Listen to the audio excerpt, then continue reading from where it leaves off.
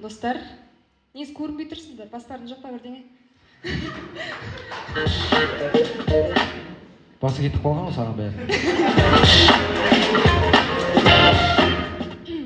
Негізі жаңа Жандос досым дайындап жіберді негізі. Айт деген бір прикол бар еді. Қазір сондай болып тұрмын, жүрегім дірілдеп, мына жеріме тұрып бүлдіреді.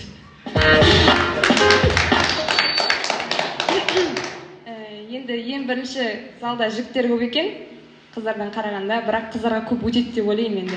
Бірақ сонда да жігіттер, қалай айтсам болады, жүректері общаяқ жігіттер, сәлем. Қазіргі менің айтайын деп тұрған темамның біріншісі ол каучтар туралы. Яғни роза кауч бар ғой. Дәл мен сияқты емес, мен ол сияқты болып баратырмын қазіргі уақытта. Шашым қысқа, соған қарап қиғандай как будто. Сіз жанды сұрмасы ұрмайды сияқтысыздар ғой.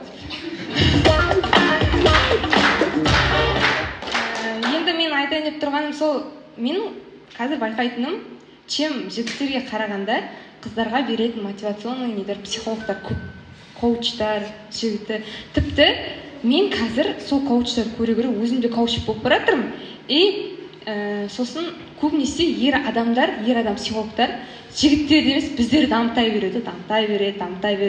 Мен ойлаймын да, неге жігіттерге де шамалы ың мен ың деген әріптерді де дамытып беріп жүрмейді екен деп та. Сол кезде мүмкін Қазақстанда семьялар көбейер ме еді.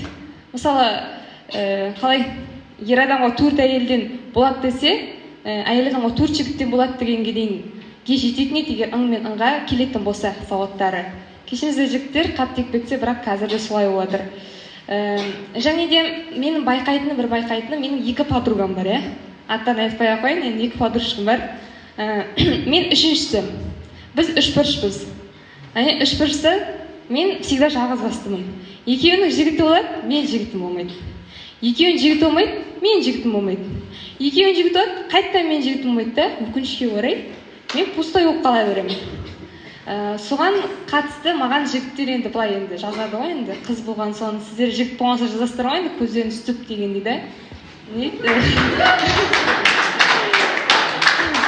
Ойлайтын шығарсыздар андай деп, желтірмаса шөптің басы қимылдамайды деп. Какая шөптің басы? Өздерің шөпсіңдер деп.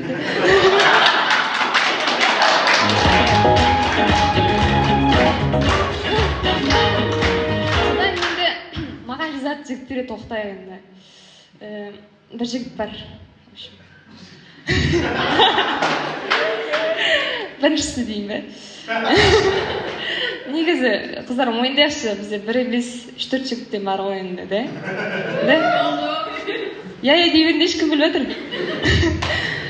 Сол енді бірінші жігітті айтып өтейін, енді өзін айттым. Қандай жігітсің сен? То есть маған айтады, мен сипатташы дейді. Мен не деп сипаттаймын оны? Жақсы жігітсің деймін, өсіп кетесің, дамып кетесің, болды деймін да. Осын бетін тіліп тастаймын. Не істеймін басқа?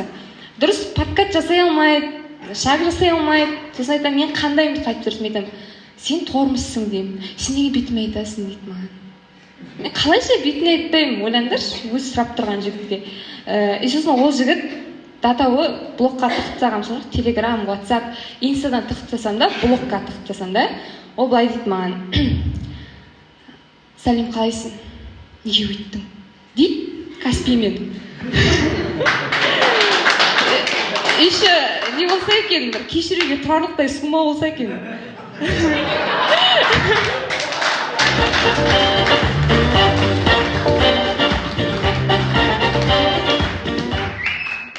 Қанша жібереді деп сұраңдаршы, пожалуйста. 100 теңге ғой бәрісі, қораға. Сосын сол жігіт сөйтіп күлдеп тастадым. Сосын мен сіңіліме жазыпты.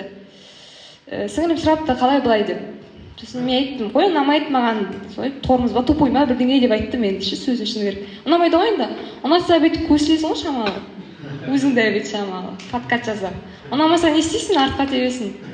Тебет ойлаймандар, жігіт тепейміз, сөзбен тебеміз да. Сосын сіңіліме жазған бедеп бірізіп соң, білмеймін, сен апаңмен вроде нормально сөйлесіп жүр дейді да, ұнаймыз бір-бірімізге дейді. Бірақ білмеймін неге өйткенін дейді маған. Ал енді ойлаңдаршы, қалай неге өйткен? Ладно, жалғасайыншы. Өтпей жатырмын. В общем, әлі бітпей жатқан сол бір баланың жыры, сол айтады, әр таң атқан сайын бүйтіп құрыстырғанда, енді қазір құрсасына қыздар дайындап отырыңдар. Сәлем, қалайсың? Бұйырмай қалған бақытым.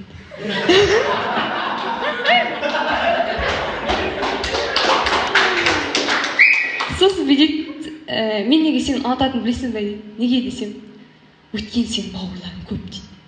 Ал менің балыздарым көп болған қалаймын дейді. Ал мен қаламаймын мысалы. Бір штук баланың несі болып отырып қаламаймын мен дейтін. Деп ойнап айтамын, кейбіреулер бар шығар да, ұнатып отқан жігіттер бар шығар, мына жерде бір штук.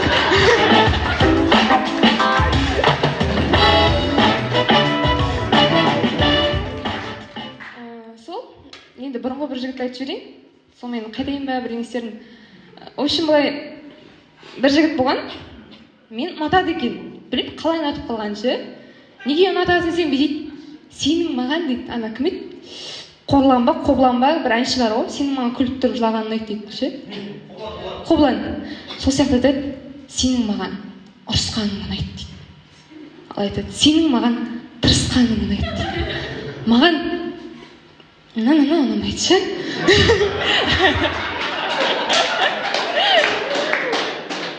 Енді мат болмайды деді енді. Өздеріңіз қойып аласыздар ғой бірдеңе. Түннің бір бағында сөйлеседі, қайсың мынауын не істейсің? Нормально енді біз друг болып қабылдаймыз ғой да, қыздар мойныңдаршы. Друг қой да басында барлығы. Дос бала ғой. Дос бала, менде дос бала. Ода жоқ дос бала, дос қыз деген жоқ, ода қыз тек қана ше, жақсы көретін қыз. Осыны бүйтеді, нормально сөйлеседі да. Нормально дос сияқты араласып отыр қойсам, я дейді да, келесі күні бүйтіп жіберді ғой.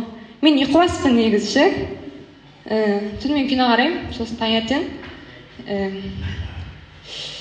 Демалыс күні 2-де енді, былай күндері 11:30-да тұрамыз ғой. Сол 11:30-ға тап болып қалды. Ұйқымды ашып, көзімізді аша сала соткамызды аламыз қолымызда. Соткамды қарасам бүйтіп жіберді. Қазір құрсасыздар. Жігіттер сіздерді құрсы қояды негізі бар ғой. Бүйтіп сіздердің достарыңыз ол қазір үйленген, енді баласы жоқ. Ол болмасын деп тұрайын, қыз болсын. Содан бүйтіп қайырлы таң дейді. Сүйкімді жан, тұра қойшы, ұйқыңнан дейді.